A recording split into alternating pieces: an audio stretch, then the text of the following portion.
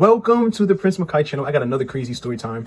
When all the smoke like a vape pen. Hold on, brother, chase him. Say my name, I pop up like the boogeyman. Fucking the game over, dropping bangers with no hit. I went to go see Diana Ross in concert. I never thought in a million years that I would see the Diana Ross. When I was a kid, I loved Diana Ross and the Supremes. I loved all of Motown. My brothers and I were obsessed with Motown growing up. From the Commodores to the Temptations, the Four Tops, Marvin Gaye, Tammy Terrell, Diana Ross, the Jackson 5, the Supremes. It was 2023. It was November, and I was hanging out with my ex, Kim's friends. They're an older couple. Let's just say their names are Stephanie and Christopher. They're an older couple, and they're pretty well off. How I met them was I met up with them with my ex at the mall. They were shopping for clothes, and I had a very lovely and nice exchange with them. I'm thinking these are nice people, you know, they're older, and so we go out to eat, but we go out to eat afterwards with a gay couple, an older gay couple. They were in their 70s.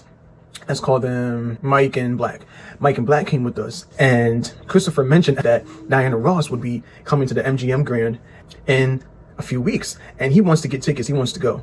So we all said, sure, let's do this. I'm like, of course I want to see Diana Ross. So I was down. I said, I am down to do it. Let's do this. Let's do it! Let's do it! So fast forward a few weeks later, my ex and I getting ready to go to this event. I get all dressed up. I was just ecstatic, and this was an occasion. Like, we're going to go see Diana Ross. Like, this is someone that is one of the greatest female entertainers to ever live, and I'm finally going to go see her in concert. Christopher was nice enough to pay for all of our tickets to go see her. Mind you, I don't give a damn if I wanted to take care of every motherfucker in here. Put me on that agenda. You like, But I was so grateful for that. They pick us up in a limo.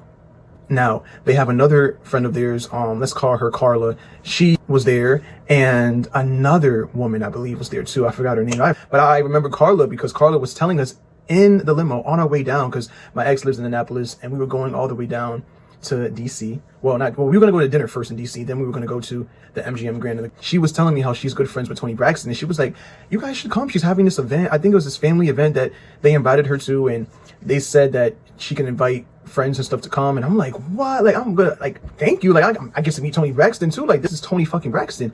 She literally was on the phone with Toni Braxton's mother, Evelyn Braxton. Like, Evelyn Braxton is someone I was watching since I was a kid on the Braxton Family Values. Like, and she was speaking to her on the phone, and she was letting us know that it was going to be sometime next year in the springtime. And we're like, we're down. We are listening to music. Oh, nothing but Diana Ross and Motown music on the way down to DC.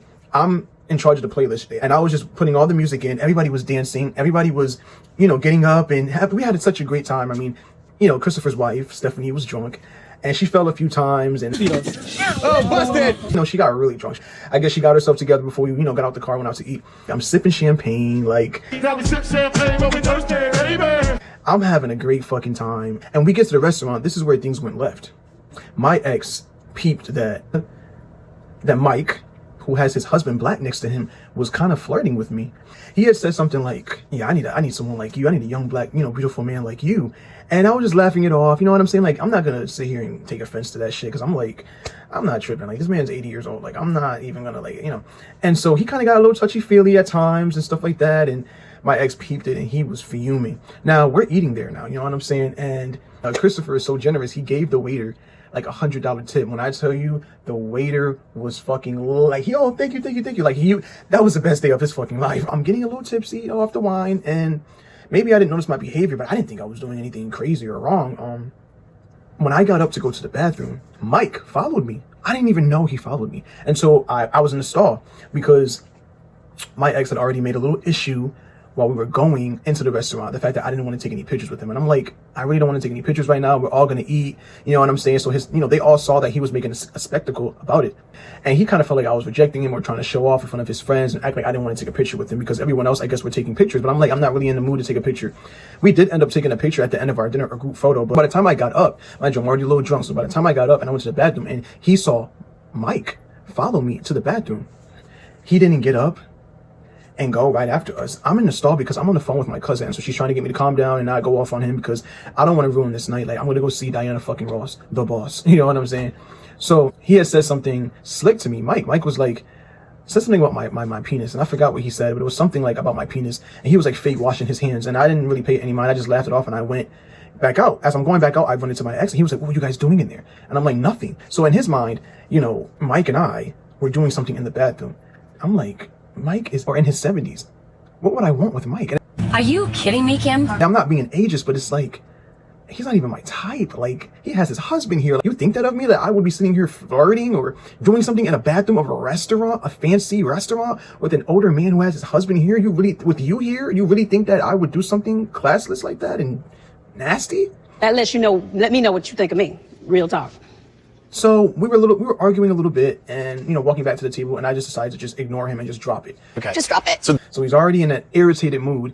So when we leave and we go to see Diana Ross, the boss, she arrives and I'm like, oh my God, like I cannot believe this. This is Diana Ross. Like, I felt like I was going to pass out. I couldn't believe that I was in the same room with Diana Ross.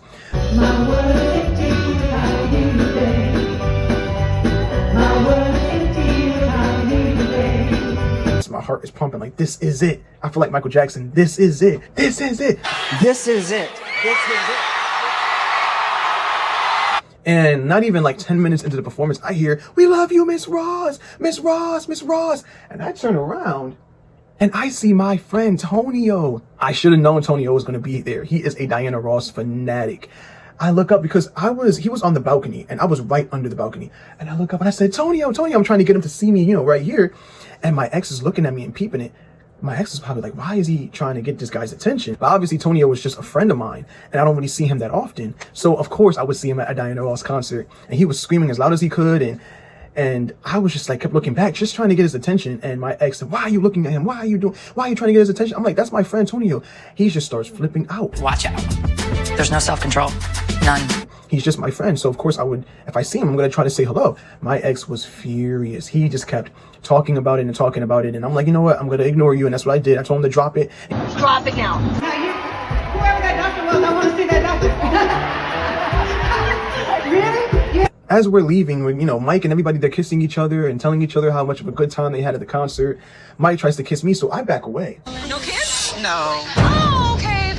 I back away from Mike. And the reason why I did that was because my ex literally told me in the bathroom at the MGM, he was like, you were trying to do something with him? Were you trying to do something with him? This is before we even went inside the concert. I said, no. He was like, I don't fucking believe you. He likes young guys like that. And of course you would. He was like, well, I just want you to know right now, he has herpes and HIV.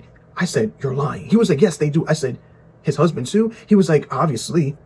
I was like, what? And I believed it because at that point, I didn't really, I knew that my ex, something was wrong with him a little bit, but I didn't think he was that deranged that he would make up something like that about his own friends because he thinks that I want his friends or he's seen his friends flirting with me. This is the kind of person that he is. Okay, so I'm going to refrain from contact with him. Like they kiss each other, that friend group, they kiss each other all the time. Like, they were doing that the whole night. But I'm like, no, I'm not gonna, because listen, I'm not trying to be ignorant, but I'm not trying to catch the herpes. I'm just not. And so Johnny and I get into another argument. He's still upset about me trying to contact and reach Tonio from the balcony. So I say, you know what? I'm going to go to him right now. So I take off. And he was like, you better fucking get back here. I take off. I go see Tonio. By the time I come back, I can't find my ex or any of his friends. When I found them all again, he said that Carla, she, I guess, told him at the restaurant that she doesn't think we're a good fit. He seems very immature and young and, he's kind of embarrassing you and stuff like that. So I'm the kind of person that if you're telling me someone says something about me and you're going to mention their name, I'm going to go to them and be like, hey, can we have a conversation? I heard that you said this and that. Let's talk about it. I'm not a fucking vagina and I don't do that. Oh, I don't want to tell. I don't do that pussy shit. She should have never said it to me in the first place. I didn't even need to know that. But now that I know that, I'm going to go up to her because she's here in this very moment. We're leaving to go out and to get back into the limo because the limo was picking us up. I'm going to confront her. Not hostile, not disrespectful. So we get in the limo and we're arguing already. And they're like, what's the problem? And I'm like, he just made a huge scene because he thought that I was trying to get attention from this guy that he didn't even know was a friend of mine, and I've seen him on the balcony above us. He's thinking that I'm trying to flirt with him. My ex starts saying, no, that's not what happened. And, You're a liar. He tries to flip it because he really cares about his image. He likes to act psycho behind the scenes, but then when it's all put out in the public, he likes to just act like, he likes to flip it and act like I'm lying or I'm gaslighting him or I'm twisting his words. I'm doing something. So I said, by the way, Carla, he told me that you told him that you don't think I'm the right one for him, that I'm too immature, I'm embarrassing him, I don't have, social cues or proper etiquette. He was like, no, I never said that. I said, yes, you did. He's obviously a liar. So they're all looking at me like, it was exactly that. So they're looking at us like, they don't know who to believe. So she said, by the way, that's not what I said. He kind of twisted my words. He was like, but I never said that. He's twisting my words. So after we're arguing for like 5 minutes, I'm like, you know what? dropped me off at my house. The driver only had one destination to and back, but I was just so upset. I did not want to go back home with him because I knew we were going to get into a big argument. And at that point, I was only with him for 2 months in this toxic, rushed relationship. And I just didn't want to go back to him. I wanted to go home and kind of just decompress and stuff like that. It was a great, great concert, but he just had to ruin it with his insecurities and his psychoticness. So they dropped me off at the house and I take off. I leave. It became a big inconvenience for the driver, but I said, I'm sorry, I can't deal with it. I never disrespected anybody in that limo. I thanked them for taking me out to see Diana Ross. I told them I had a good time. It was nice meeting them. They all smiled in my face and they were like, oh, we're sorry that this is happening and we would love to see you again and you seem like a cool person and da-da-da-da. Whole time, since then, my ex had told me that the stuff that they would say about me, and for Stephanie to sit here and used to be trash talking because my ex would tell me, like, I've only hung out with her that one time. Since then, I've never seen her again. My ex would always tell me she really doesn't like you, Makai. She really like my ex would literally tell me these things, and I've never done nothing to this woman who is also a beard, and I never done nothing to her husband, who's also okay. I can say a lot about you guys. I can say how you guys were arguing too as well on the way to the concert. Stephanie, you were fucking falling on the floor drunk and embarrassing Christopher. He was looking at you the whole night, angry and upset with you because you were drunk as fuck before we even got to the concert and falling down on the limo floor. Sloppy bitch. And he was telling my ex that, this is why he doesn't love her, or this is why he doesn't want to be with her. I never said anything bad about them until my ex started telling me the things that they would say in the months, after that situation. He admits to me afterwards that he lied about Mike and Black having HIV and herpes. And That is crazy. I told him, I said, that's when I realized this man is sick. Bitch, you're fucking sick in the head. Why would you lie about something like that? Why would you do that? Oh, What kind of friend are you? Like, what kind of person are you You're horrible. that you would lie because you're insecure and you thought that I was entertaining this older man who has his husband here and that you thought we did something in the bathroom?